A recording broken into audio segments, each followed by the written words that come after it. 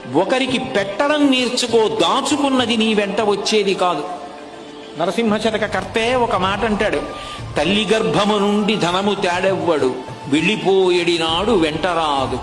లక్షాధికారైన లవణమన్నమే కాని మెరుగు బంగారంబు మింగబోడు.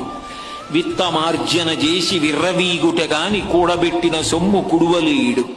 పుందుగామరుగైన భూమి లోపల పెట్టి దాన ధర్మము లేక దాచి దాచి తుదకు దొంగలకిత్తురో దొరలకవునో.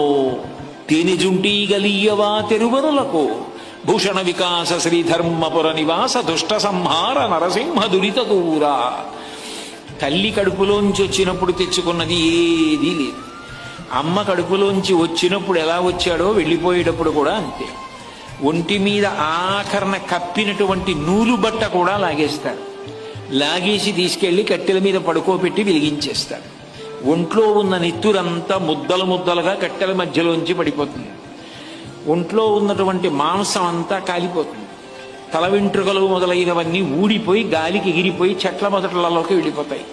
ఎముకలు ఊడి మెల్లిమెల్లిగా కింద పడిపోతే కొడుకు అస్థి సంచయనం చేసి తీసుకెళ్లి గంగా నదులలో కలిపేశాడు. ఏది మిగిలింది?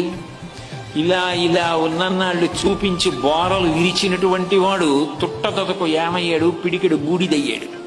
ఆయన వెంట